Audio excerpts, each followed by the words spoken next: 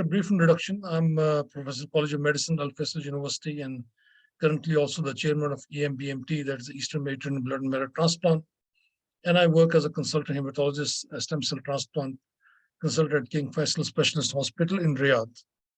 What I've been requested by the SSBD is to talk about long-term outcome in chronic myeloid leukemia patients on frontline second-generation tyrosine kinase inhibitors. So I will be brief, and I will try to get to the point to see whether there is benefit in looking at the long-term outcome in terms of practice, in terms of efficacy, in terms of choice for certain degree of patients that require an urgent or treatment-free remissions or want to stop therapy as soon as possible.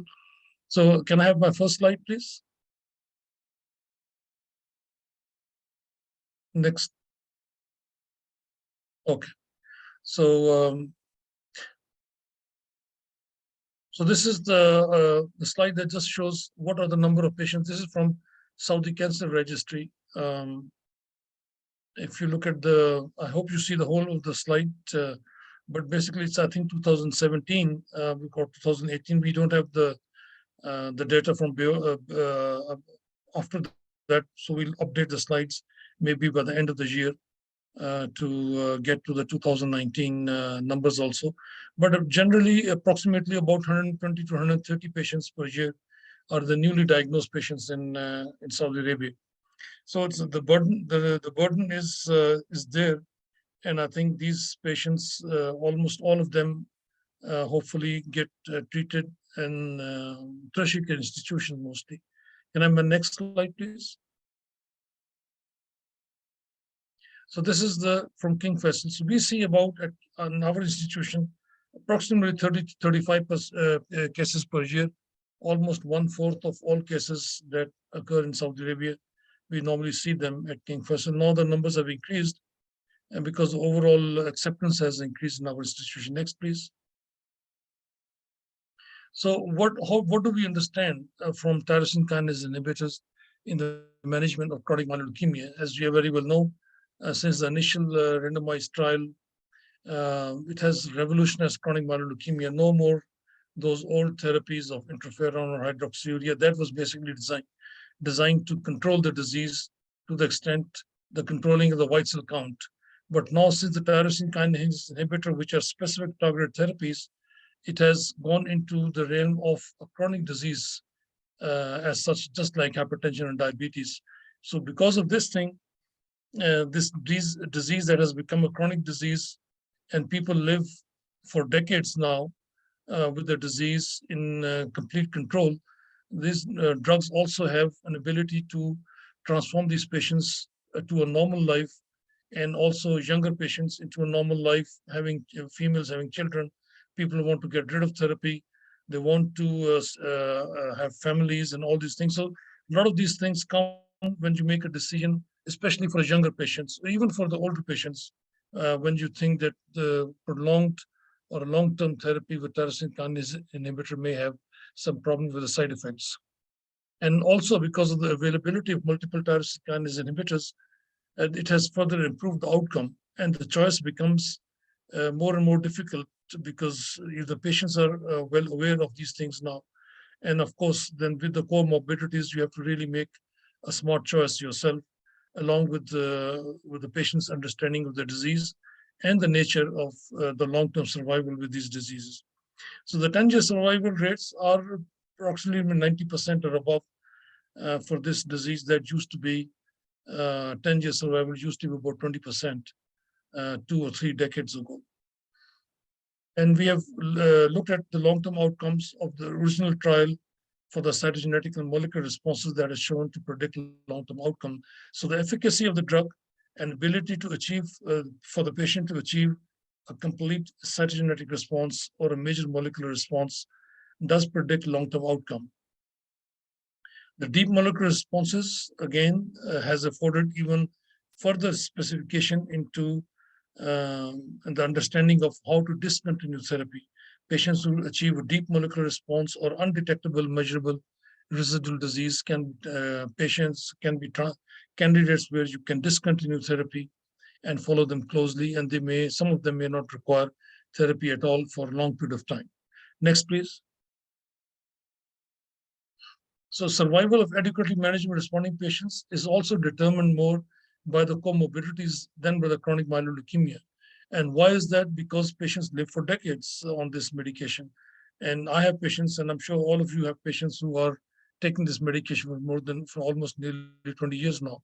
So when you look at the cumulative incidence of response according to the CCI, which is the Charlson Comorbidity Index, the cumulative incidence of achieving an MMR though is pretty good for almost all of them, but one with the lowest comorbidity index, they tend to have a better outcome from the achieving of an MMR. But when you look at the overall survival, there is significant variation between the overall survival according to the comorbidity index, clearly indicating that patients who are in a good performance status do not have comorbid conditions, do not have other chronic diseases like hypertension or diabetes or other cancers or certain other diseases which makes or renal impairments, hepatic impairments, they tend to not only live longer, but they tend to have a better efficacy, better tolerability of the drug. Next, please. Okay, so even the NCCN guidelines, when you look at them, they even for the low risk and the intermediate risk, the category one, when you look at the drugs, the category one preferred regimens again range from imatinib or generic imatinib. Then the second generation is bosutinib, dasatinib, nilotinib, or clinical trials. So almost all the drugs are now approved as a primary therapy, even for the low risk score. For the intermediate or the high risk score, the preferred regimens include, of course, as a category one, almost all of them, like nilotinib, dasatinib, bosutinib, and other recommended regimens even. Now, the first generation TKIs, of course, is also approved for intermediate or high risk score, but there is a general trend that when patients are high risk, people tend to select a second generation, which is reasonable and is recommended by even NCCN guidelines. The second line therapies again lists all the drugs. So our talk for today is basically the primary therapy with the second generation, rather than going through a process of imatinib and failing and then going to second. What do we understand if we start the second generation tyrosine kinase inhibitor upfront for a newly diagnosed chronic myeloid leukemia? So let's look at this, some of these trials that have been there for quite some time. Next slide, please. So results of all second generation tyrosine kinase inhibitors like nilotinib, dasatinib, and bosutinib are no different compared to the first generation, like imatinib, in the long-term overall survival, but the efficacy and the outcome may be different depending on the treatment goals. So a lot of things now depend on the treatment goals. So once you see a new patient upfront in your clinic, it is not a matter of starting a tyrosine kinase inhibitor and getting them into a remission sort of state, but also what are your treatment goals? And the treatment goals are also for somebody who is hypertensive or old, to avoid them to develop more cardiac problems, somebody who has an ischemic heart disease, for them to have less problems with thromboembolic disease or better outcome, somebody with renal failures or long-term or renal impairment, which drug can be used. So depending on the comorbidity conditions, and also for young, healthy patients where their treatment goals is that when they ask you, doctor, when can I stop this medication? So it's not lifelong taking medications also. So that is a part of the treatment goals. And there are younger patients like young females who would say that I'm married a few years ago. When can I have a family? When can I start a family? So all of these things have to be considered in your treatment goals when you think about starting first or second generation tyrosine kinase inhibitor. Next slide, please. So the goals of CML therapy, you know that almost 80% of the patients will have a successful chronic disease management. So even if you have a major molecular response or a deep molecular response, anywhere from 40 to 60% on second generation, even more, once you put them on treatment-free remission after a few years of remaining in deep molecular response or undetectable measurable residual disease, out of all the patients, approximately 50% will be able to maintain and their treatment-free remission. So when you look at overall, among all the patients, 20% of the patients will have a successful treatment-free remission that will be labeled as an operational cure. So which is a good number actually, because until unless you have a certain number of patients that you can achieve earlier deep molecular response or complete molecular response, those are the patients that you would like to start them on treatment-free remissions. Okay, so let's move to the next slide, please.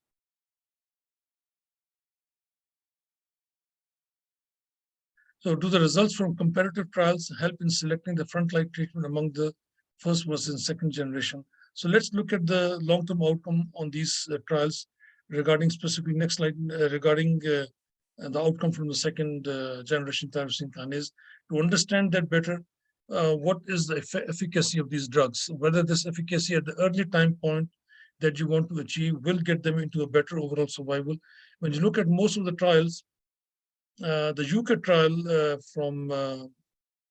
showed that almost 93% were patients who had less than 10% at 3 months which is known as early molecular response, as compared to patients who had more than 10%. There was a significant difference in the survival.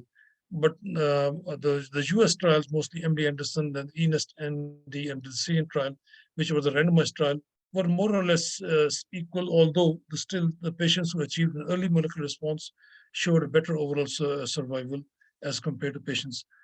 But looking at one of the largest studies for the earlier molecular response, 6 months time period had a better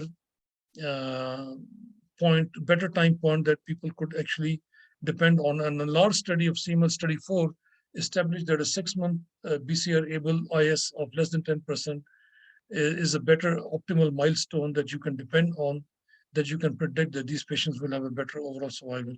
So once you see the patients with 3 months, even if they're more than 10%, but if they are less than 10% at 6 months, you know they're going to do better and they will have a better overall survival. But beyond 6 months, if they remain above 10%, you just have to follow them very closely if they don't achieve a major molecular response by 1 year. Next slide, please. So what about consideration for choice of second generation TKI as a frontline based on the percentage of patients eligible for TFR, that is a treatment-free remission? One is that you expect higher percentage of patients going into a response or a deeper molecular response and earlier achievements of these deep molecular response. As you very well know, the earlier they achieve response and deeper the response is, the earlier you can get them on the TFR. So even for the second generation, and the overall assessment is that in the imatinib use, overall use should be about 5 to 7 years of use of imatinib, and at least 2 to 3 years of deep molecular response or complete molecular response. While in the second generation, now the time point is being shortened, that they say that you can use the drug for approximately 3 to 4 years and 2 years of deep molecular response or complete molecular response, and you can attempt a treatment-free remission at that time. So you are able to cut maybe about 2 years from the time period that you can safely think that you can start a patient on treatment-free remission if your patients respond to the second generation earlier and they achieve a deep molecular response. Next, please. So importance of achieving a molecular response, durable MMR is associated with improved progression-free survival. That has been shown in almost all the randomized trials. And in addition to the event-free survival and progression-free survival, early and deep molecular response is possibly associated with a higher overall survival. Now, the deep molecular response, which is known as MR4 or MR4.5, is a prerequisite for many discontinuation trials.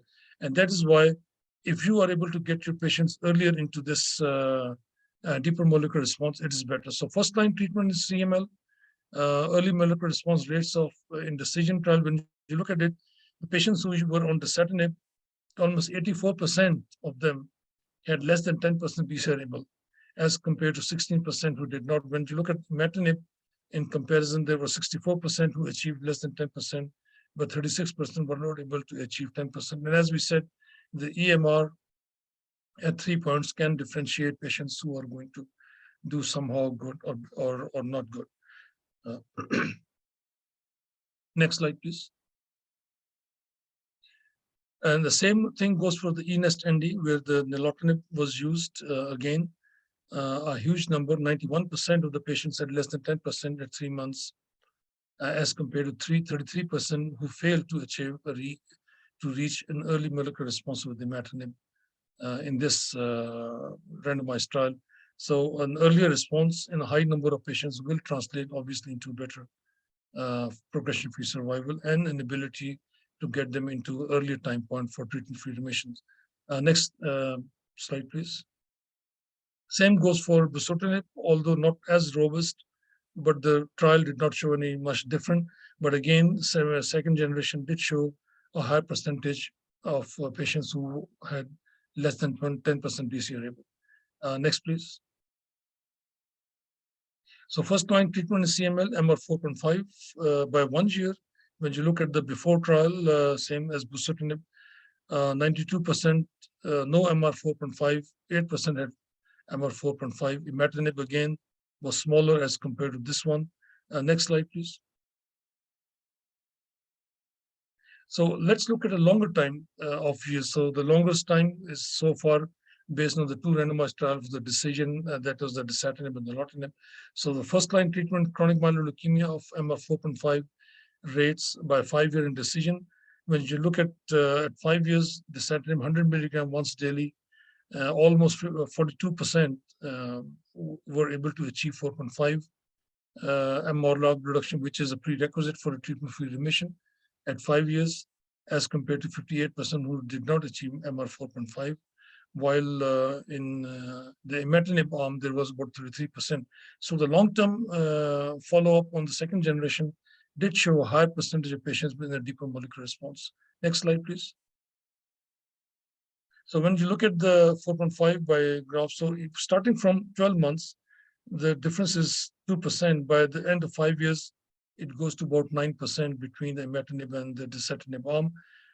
Again, showing a benefit, but not a huge benefit, but still certainly good number of patients on the second generation did achieve a higher percentage in a deeper molecular response. Next slide, please. Now, when you look at nilotinib, a bit better than dasatinib, because at 1 year, the difference was 10%, which continued to improve. And by 5 years or 6 years, actually, follow-up, which is a longer follow-up, has been updated, was 23% difference between patients who used imatinib as compared to second generation tyrosine kinase inhibitor, that is nilotinib. So a higher percentage of patients were in deeper molecular response at 6 years follow-up, and which is a time period generally used more or less for the time that you make a decision for treatment-free remission, especially the patient has to be in a deeper molecular response at least for 2 to 3 years to be on the safe side for attempting a treatment-free remission.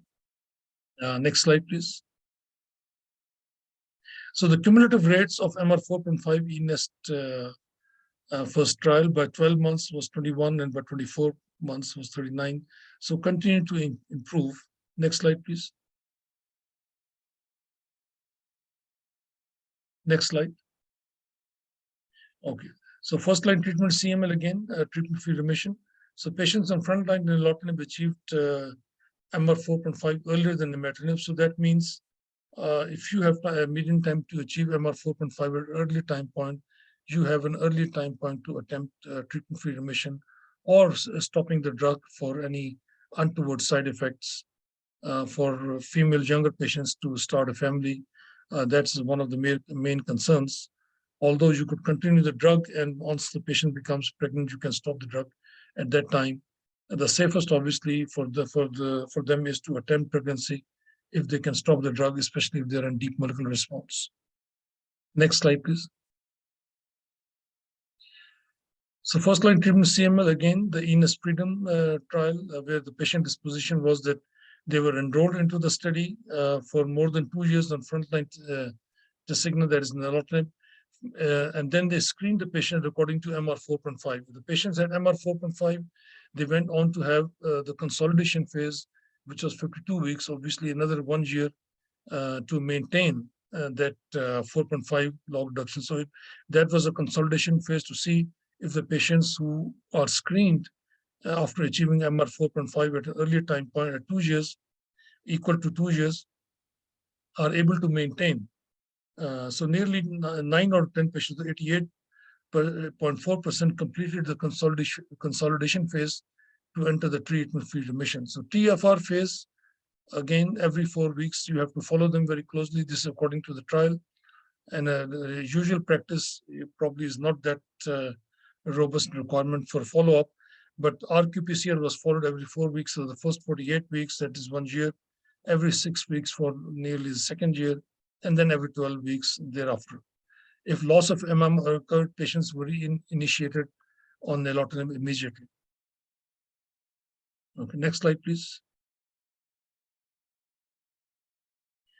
So once this patients was placed on, when you look at this graph, the interesting thing to know is that almost patients who failed TFR, almost all of them failed within the first year. So it is still safe, and you can restart them on thing, but on their nilotinib or whatever the TKI they're on. But in this study, most of them who failed within 1 year, but around 48 weeks and beyond, the number of failure was actually very small. When you look at this, 53.1% 48 weeks, and almost 48.7% at the end of long-term follow-up. So not more than 5% will fail beyond 1 year, maybe 4 to 5%. And in freedom, there are almost 46.8% of patients who met stringent eligibility criteria to attempt TFR remain in TFR. So a good number, almost 50% of the patients you expect that you started on TFR, nearly 50% or 47% to be exact, remained in treatment-free remission. And most of them who failed within the first year. So that's why you have to follow them more frequently in the first year. Once they cross 1 year, you can increase the time period of their follow-ups. Next slide, please. So what happens if you restart them on do they fail? Do they respond to the treatment? And when you look at this ENEST freedom, 144-week results, nearly all or most patients who lost MMR did regain their MR4 or MR4.5 after reinitiating nilotinib. So one can be reassured, the physician, as well as the most important thing is the patient can be reassured that if they fail the TFR, once they restart the medication, almost 99% will regain their major molecular response, and almost all of them still will regain the deep molecular response again. Not only that they lose, but almost nearly all of them will regain MR4.5. But almost 99% of some of these patients will regain MMR, which is an optimal therapy for any tyrosine kinase inhibitor. And that is still based on a, on a retreatment per weeks. So you can see the moment median time to regain MMR was 7 weeks. So as soon as you start them, very soon, within the 2 months time period, they regain their MMR. And also the deeper molecular response was within 3 months almost, or close to 3 months. Next slide, please. So CML therapy goals in consideration of use of long-term efficacy of second generation. Just to briefly summarize, second generation as a frontline shows better efficacy, which we have seen. And of course, safety profile is manageable. And they do have different side effects. One has to manage them according to the patient's comorbidities, their age, their underlying conditions, heart, diabetes, peripheral vascular disease, and all these things. But overall safety profile is very manageable, and one can keep a close watch on any side effects. So it's not a difficult thing to use as a upfront therapy.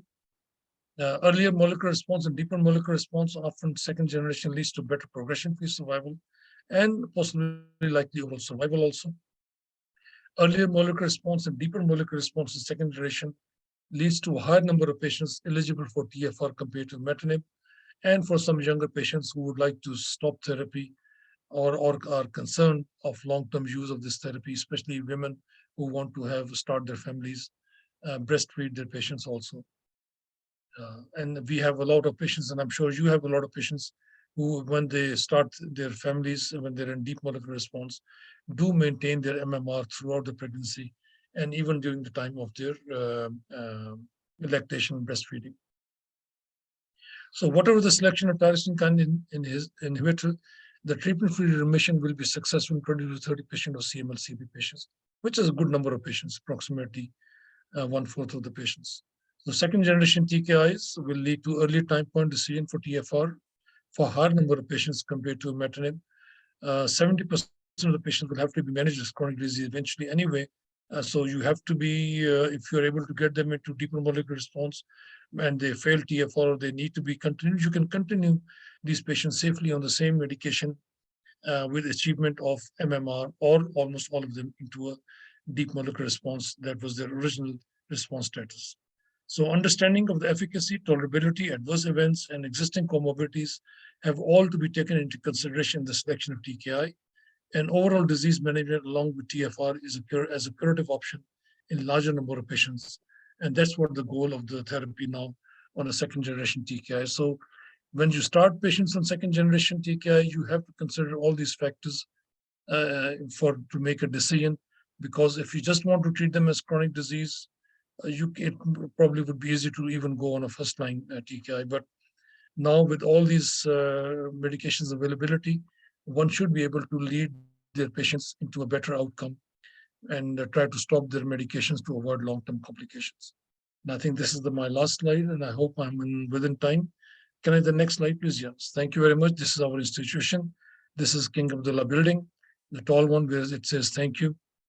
And we see all our patients and all our inpatients are also in the same building. Thank you very much.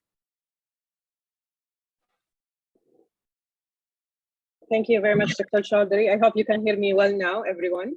Yes, so everyone. It was a very interesting topic, but we'll leave the questions at the end.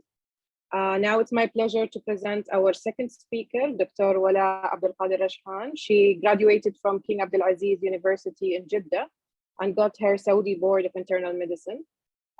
She then had her hematology board from the University of British Columbia in Canada, and she also has a special interest in leukemias and bone marrow transplants. Today, she's going to speak to us about the efficacy and safety in later lines of current and emerging CML therapies. So, Dr. Awila, without further ado, please. Thank you very much for the introduction, Dr. Ashraf, and thank you, Dr. Naim, for your exciting talk. Okay, my talk is like about the new and the current CML therapies we have. I actually had a few of these updates from the recent EHA meeting in June 2022. And you already had some of the introduction part from Dr. Naim, so I will not repeat a few of the slides that he had. I'm trying to do next slide, but it's not.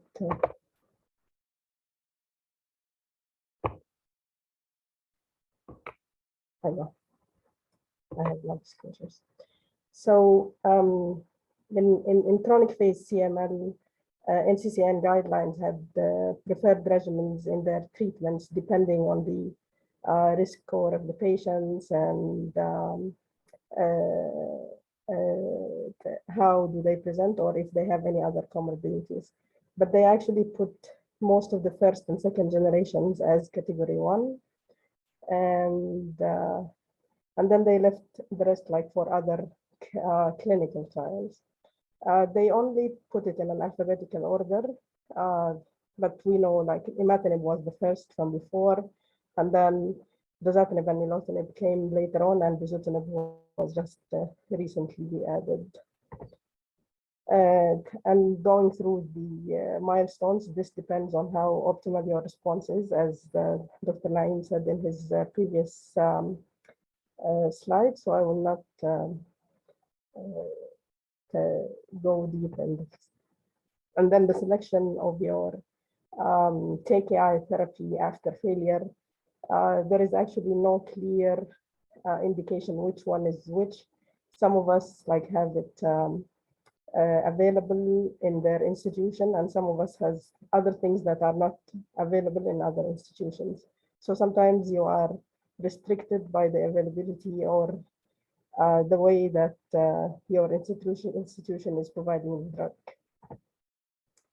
But the most important thing for your patient is you are trying your best to stop any disease progression. And as Dr. Chaudhary said, the deeper the response, the better the outcome.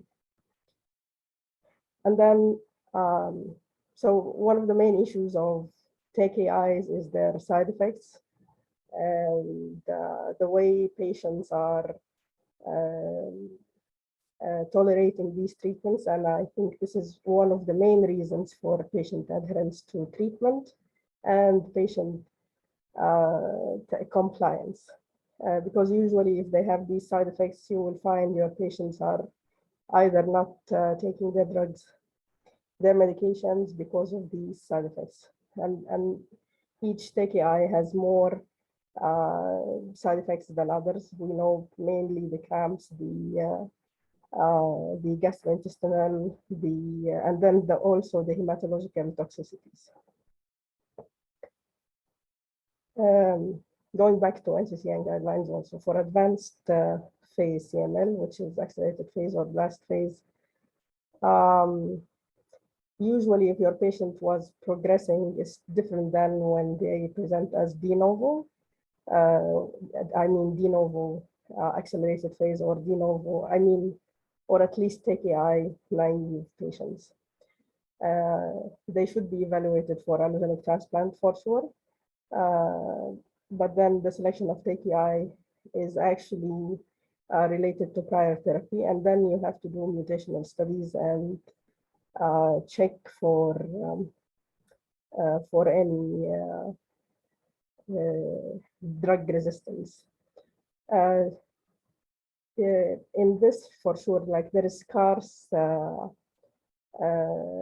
would say, there are a lot of studies, but at the end, CML is considered a rare disease. So it's the issue of having enough studies for especially these patients. And then, then they actually present in a very bad situation. And then, like sometimes you have to give them chemotherapy first, and then you don't know how to, if they will be in remission or no later on. And then they left it. They didn't put any categories. They didn't put any priorities, and it goes back to the institution also. So also they put it again in alphabetical order: bosutinib, dasatinib, nilotinib, and then ponatinib for the T315I mutation. And one of these, I would say, newer medications, omacitaxine, was only for the progression of patients progressed from chronic phase to accelerated phase or presenting as accelerated phase. And as I said earlier, like the drug resistance issues, so this will affect the overall survival and the progression-free survival of these patients. There are some unmet needs in these later lines. So as I said, most of the patients, they would discontinue the treatment or they will shy out of the treatment because of the side effects. And usually using sequential TKI will decrease the response, and usually overall survival is less with each line of treatment you use. And then the frequency of T315I mutation is actually considerable. It reaches about 15%, but the only available option is ponatinib.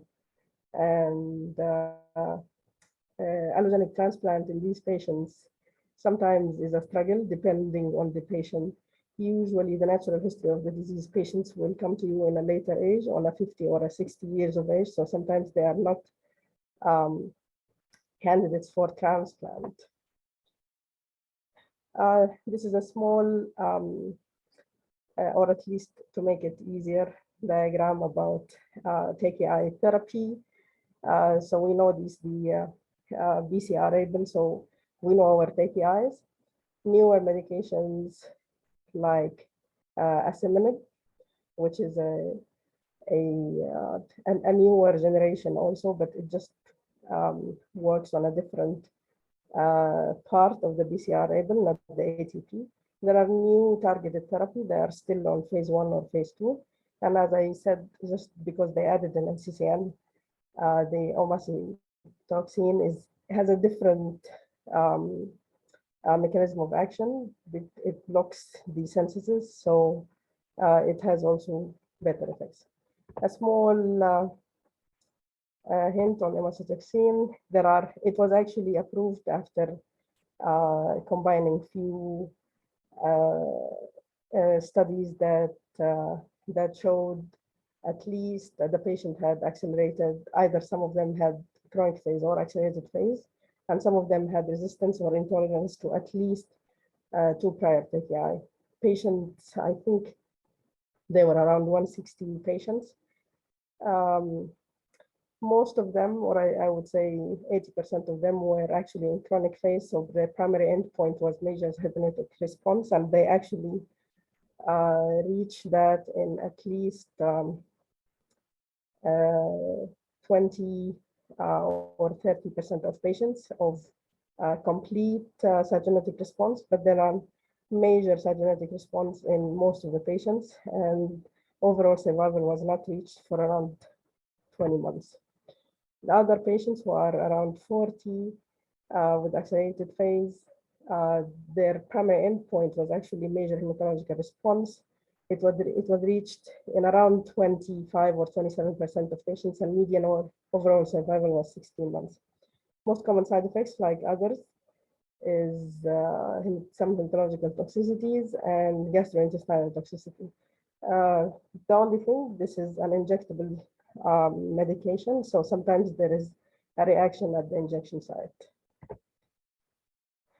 The other one, this is what I'm actually presenting a bit, because there was a recent EHA update on asciminib versus bosutinib, and it's actually FDA approved for chronic phase patients who are previously treated with at least 2 TKIs and also harboring T315I mutation. So it can work as hopefully ponatinib. There are more studies about that in using it in other phases. So they randomized, it's open label, but randomized trial for between asciminib and bosutinib. Primary endpoint was measure molecular response actually at 24, and then the secondary endpoints which they presented in the last EHA, after reaching a few more years.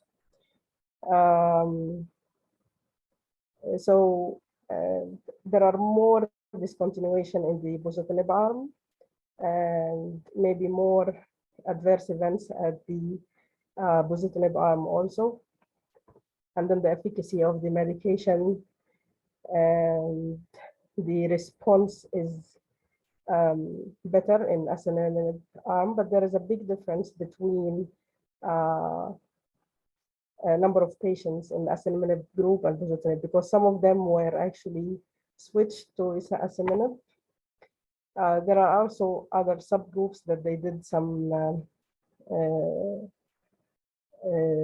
subgroup analysis for other smaller things if the patient reached a 3rd line or a 4th line or more lines, if there are mutations or no.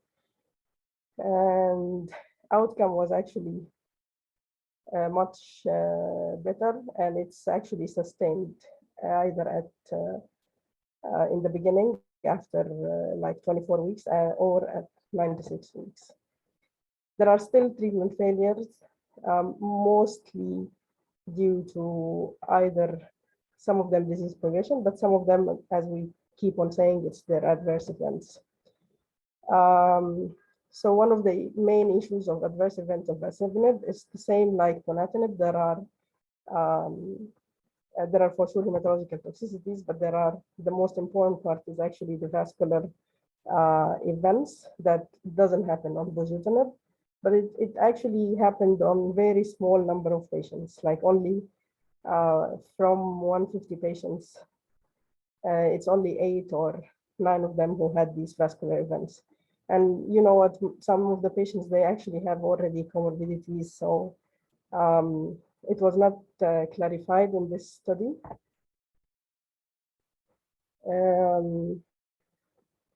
And then, as I showed you, there are superior efficacy of the asciminib, and then reaching MMR was actually doubled, and safety was actually consistent in this medication, but still they still need longer duration and more studies about how does it, how is it safe with other indications of treatment. A few things about targeted therapy. So one of them is orvamatinib. It actually passed phase 1 study. Now it's phase 2. Median follow-up is 12 months, and they found that like patients are reaching good complete or cytogenetic response and MMR in chronic phase patients. Main side effects is thrombocytopenia and skin manifestations. Another, this one is still under phase, just out of phase 1, and then phase 2 safety dosing is, they started with 174, they increased it, but still they are seeing a few chest pain, dyspnea, but they think it's non-cardiac. But actually, the major cytogenetic response rate was around 64% in the first year. Dr. Naim spoke a bit about the treatment duration, but this is a hot topic all the time in the most recent EHA or ASH update. Stopping is feasible. Some of the patients may be cured, but at the end, it really needs delineating your patient-specific patients. There are a lot of criteria. ELN has specific criteria. MD Anderson or any other institution has specific criteria for stopping therapy, and there are many studies in the last few years about stopping these therapies, especially the newer generation, the dasatinib, the nilotinib, and Eurosky is on any TKI, but not on the newer ones. Also, a recent study from the Fabrizio group, they actually started their patients on 2 years of treatment with TKI, and then they will be monitoring them for another 2 years, and then they will stop the therapy. Most of the patients were actually started in the beginning on nilotinib, but some of the patients were started on imatinib, and then there was actually an early switch of the medications to nilotinib, just for deeper responses according to ELN guidelines. Their main part is patient has to have sustained molecular response for at least 4 years. They had actually a good number of patients, and they actually have different scores. Most of them has a low or intermediate score. And then primary endpoints was reached better in nilotinib arm. And then as I said, they followed them for another 2 years, and then they stopped the treatment. So they had good results in the imatinib group, but better results and deeper responses on nilotinib group. The percentage. So the issue in this study is the percentage of starting these newly diagnosed patients as a plan to stop them in the next 3 or 4 years, which is actually a good, it's a good work actually what they did in this study. A small point on allogeneic stem cell transplant, as we know our patients, we keep on changing between TKIs. If it is available by any chance, it can be considered for the patients that can be transplanted, or at least they are eligible for transplant. So just consider it, especially in the developing countries or areas who doesn't have access to the newer TKIs. And also the issue of side effects and staying on these medications for a longer period of time. Sometimes cost of care is a bit better. Drug companies will not be happy about this, but at the end, you are trying to weigh risk and benefit in these patients. So by still, we are now in 2002. From the beginning of 2000, the time that imatinib or TKI had came, we are still facing few issues. We are assuming that these patients would have a normal life expectancy, but the quality of life is actually a very important part. And then offering them treatment-free remission or cure, hopefully in more number of patients, and then prevention of progression into accelerated or blast phase or development of TKI resistance. Also improving the tolerability and adherence to patients who need to stay on TKI, and eradication of these leukemic stem cells. I think hopefully I'm on time. This is the end of my presentation. And I think the floor can be open for discussion. Thank you very much, Dr. Ola, for this lecture. The floor is currently open for discussions. If you can print or type your question into the questions and answer.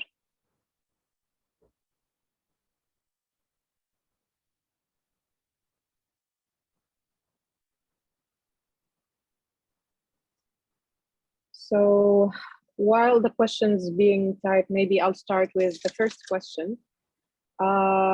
So you mentioned about the second generation and third generation TKIs in chronic myeloid leukemia. So where do you see this new medication like sunitinib in the future to be placed in which line? This question is from Dr. Rajkhan. She presented seminar. Yeah. You know what? It's difficult to hear you, Dr. Sulaf. Sorry. Oh, still the voice is not clear? Yeah, No, it's clear. I think it she's was clear, asking. but I think it was cut at the end, so I just didn't hear what you were saying. Okay, so I'll just repeat it. Now we do have second generation, third generation TKIs, and now we have new TKIs in development, or new medication target agents in development. So where do you see the future of this asciminib to be placed in the management of CML? Yeah, you mean asciminib? Yes. It is the issue of, so going back to its indication. So if you have your patient who has mutations by any chance, or failed at least 1 or 2 lines of treatment. So at least after maybe 2 lines of treatment, you can start your patient on it, because it's the issue of availability of the drug right now, but also there are still patients who can be started in first or second line. So I think it should be, or at least it can be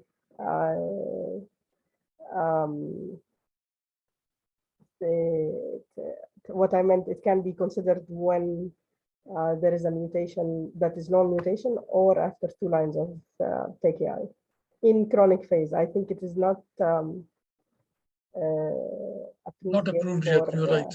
Yeah, for the advanced phase. Yeah. yes.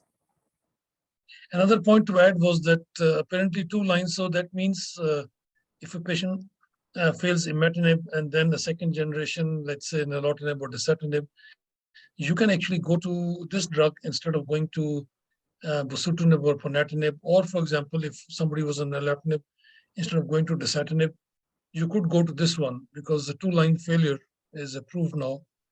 And compared to another second generation bosutinib, as you very well presented, the 96-week update actually showed a benefit as compared to bosutinib. So there is a good chance that this would be equally good, just like nilotinib or dasatinib, or may even be better. Yes, I agree with you, Dr. Choudhury. Thank you, Dr. Awla. How do you see ponatinib? Actually, I can see that in our patient population here in the kingdom, I see that they don't tolerate ponatinib very well. How was your experience in your patients? This for me or Dr. Rajkhan? Both, actually, both. Yeah. In my experience, actually, what we do is we use ponatinib mostly in the blast crisis along with the chemotherapy for the myeloid or the lymphoid blast crisis. Although we use dasatinib mostly, but we have ponatinib also that we use for the blast crisis. And what we tend to use is again the higher dose for blast crisis patients. For chronic phase, if they fail 2 or 3 lines, if they because we are all used to imatinib and nilotinib or dasatinib, so instead of going to bosutinib as a 4th line, we just go to ponatinib.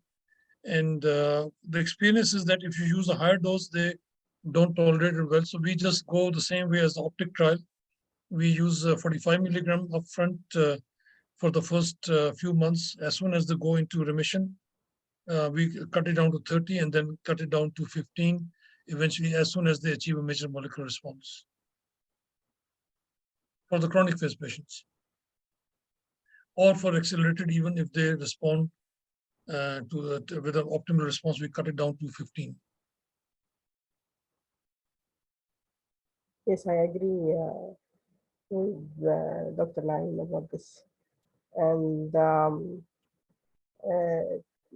you were talking about like the experience in the kingdom. A lot of patients, if they wouldn't develop vascular events, they would develop skin reactions to many of these medications. So I understand your concern about that, but as Dr. Naim said, in blast crisis, and also now it is more approved in the Philadelphia positive ALL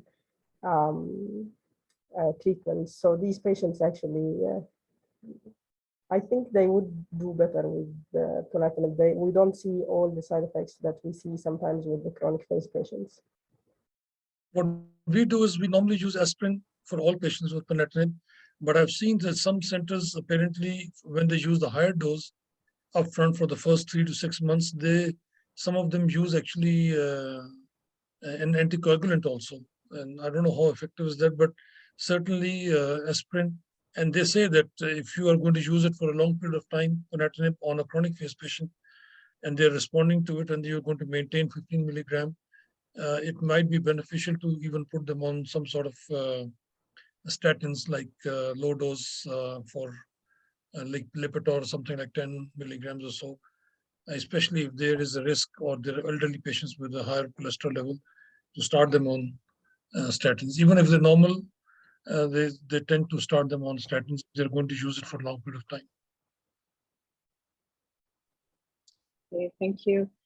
We have many questions from the audience. We're going to take some few. One of the questions was asking about generally the prognosis of CML.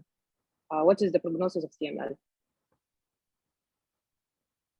Also for both of you, I think. Dr. Rajkhan, you go ahead. Well, as I said, it depends on the when is the patient presenting. It's always an issue of when does your patient present at the time of diagnosis. Some of them, maybe they already live with this chronic phase for a while, so they are just discovered accidentally on a regular checkup or doing something else. But then some patients would present in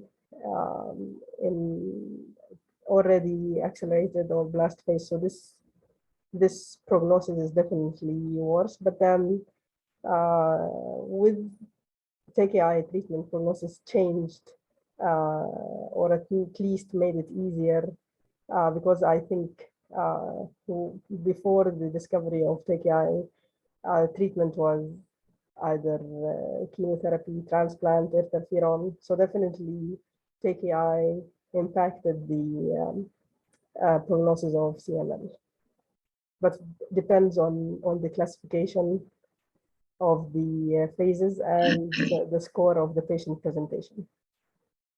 The same, I agree with you. For the chronic phase who are low risk or intermediate risk even, I usually give them a good news and I reassure them that they can live with it just like if somebody is living with diabetes or hypertension.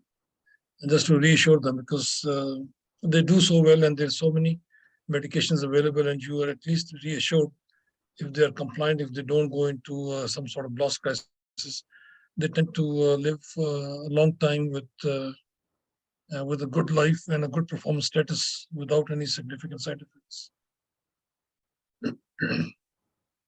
Thank you. I have a couple of questions on the same topic, maybe for Dr. Wala. So they're asking how to determine the treatment failure, or what are the criteria to change therapy? I think this part was for maybe Dr. Naim elaborated more on this on his presentation. But it's according to the guidelines, or at least trying your best to reach the milestones that is needed for the CML when you follow up your patient with BCR-ABL levels, or at least reaching the major molecular response and cytogenetic response. Agree. I think this is just have to reassure your patient to be compliant and to the medications, and eligibility is again, if they remain in remission for at least like 2 to 3 years with a deep molecular response, you can reassure them that they will be candidates for treatment-free remission.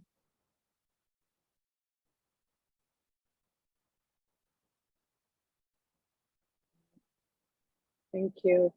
There is a question about treatment free remission. So they're asking about the experience of TFR in the kingdom. Do we have any data or percentages? I don't have data from my patients. We have a good number of patients on treatment-free remission. We have not accumulated, or I mean, we have not looked at the data as such for the purpose of evaluation and publication. But very soon we're going to look at all our patients and probably combine them with TFR patients on other institutions, get a good number to present some sort of local Saudi data for presentation somewhere. But the experience is that at least just like the published data, almost 50% or close to them will achieve TFR for a longer period of time. I mean, I have patients who are 3 or 4 years, and most of the patients who actually fail within the first 1 or 2 years, especially the first year. So our experience is the same as the published data. Okay. Maybe I'll ask a question about these patients who are not TFR candidates and started on second generation TKI as first line. Do you have any experience in decreasing the dose because of side effects and continuing for years on a smaller dose with good efficacy? Yes, I have. I have some patients who are unable to tolerate a higher dose, whether that's because of pleural effusion or some other issues with the drug. Some of them had severe headaches. As you know, some of these patients on dasatinib or nilotinib can have significant headaches. And once you decrease the dose to 70 or 50 milligram, even they maintain their remission. And some of these comorbid patients with comorbid conditions like hypertension, others, or other issues, you can decrease the nilotinib dose to 300 BID instead of 400. or if they're not upfront or second line, or even to a lower dose, they maintain their remission, actually, most of them, and a deep molecular response. So lately, we didn't have a 50 milligram tablets in our hospital. So most of my patients, I switched from 100 who were taking 100, I switched them down to 70, and the one who were taking 50, I switched them to 70 because a 50 milligram tablet was not available. And I have no issues for the last, I think, almost 4 months. These have switched, so they do okay. And I've not seen any significant failure just because of decreasing the dose from 100 to 50 or to 70 milligram. For dasatinib, the same goes for even nilotinib, because nilotinib, I didn't have too much experience of decreasing the dose to less than 300, but I have a few patients on 150 BID with almost deep molecular response now. Yes, interestingly, also, I found that patients can maintain their MMR on smaller doses with less side effects because of the second generation side effects profile. Yes. I think, Doctor, also you mentioned something about pregnancy. There's a question about how to manage CML in pregnancy, especially in the first and the third trimesters. You want me to answer, Dr. Valawar? From my experience, what we do is we tell them immediately stop medication as soon as they have any indication or they check for their pregnancy. If the pregnancy is there, they don't take the medications. And until unless they are hematological failure, I don't put them on interferon. But somebody who is in major molecular response, I check their every 6 weeks, their BCR able. If they maintain their major molecular response, I don't start any therapy. If they fail their cytogenetic response, but still in hematological remission complete, I put them on interferon. For example, if the BCR goes above 1, or I know it's 2 or 3 or 4, I know that they have failed the cytogenetic. They may be major, but not in complete cytogenetic response. I put them on interferon, 135 microgram PEG interferon once a week. And usually I start them after the first trimester. Most of the patients in the first trimester, they do okay without any therapy, even if they have lost the major molecular response. Until unless somebody is increasing their counts or in failure of the hematological response, I don't put them on interferon. But second trimester, if they fail the cytogenetic response, I put them on interferon. Thank you. Actually, we do have a lot of questions. Maybe we'll take a few more. So for Dr. Awala, there's a question about the side effects of TKI skin rash. Can it reach fatal complication with skin rash? Can it reach what? They're asking if the skin rash can be fatal in patients receiving TKI. Yeah, I wouldn't call it fatal. Some of patients who develop severe skin reaction or desquamation, but then it's usually with higher doses, or at least they wouldn't present in a very fatal way. But then they will tell you they have skin rash, they cannot tolerate it. It's they can reach, let's say, grade 2 or 3 sensitivities, but usually the patient starts. So you just have to follow your patient a bit closely in the beginning and just educating them about it. They will know when to stop. Like sometimes they can live with this skin rash. It's not I wouldn't say it's a fatal skin rash, but I think any of the medications, even not TKI, some of the medications or some antibiotics are known to develop Stevens-Johnson syndrome or other things. So, but I don't think it's reported this way.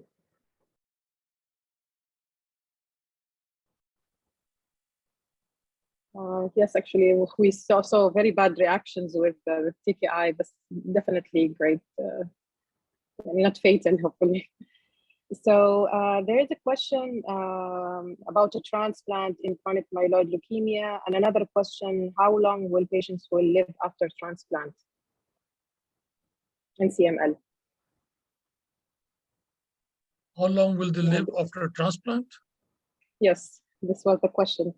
Yeah, I mean, I think if they are in complete remission, if they responded and they have complete donor chimerism and the BCR level remains undetectable, they can, just like any other normal person, they can live like a normal lifespan until unless, or if they have some complications, that may be a problem from the chronic complications of GVHD or other things. But if there is otherwise, if they are cured. I know that overall the long-term remission at the current present time, we don't transplant CML CPs in chronic phase anymore until unless they are second chronic phase from myeloid blast crisis, or if they present with present with blast crisis, we don't transplant them. So, but chronic phase for intolerant patients to their outcome is more than 60% long-term survival, 60 to 70% now, because of the improvement in the transplant conditions and the treatments and the follow-ups. The relapse rate is not that high, about 15-20%, and maybe 10% or so mortality overall, short-term and long-term. So still very good long-term remission, 60-70% for relatively younger patients and a good performance status. I think sometimes you can even put them back on TKIs, and they Yeah, will be it's, fine. Yeah, they will a be lot of fine times you also don't have after. to treat them again. You don't have to give them any DLI or anything. Just put them on TKIs and they go back into remission with full donor chimerism. Okay, thank you very much. I do apologize that we cannot answer all the questions because the time has passed. I would like to thank the speakers for their presentations and their questions, and to ask the audience about their participation.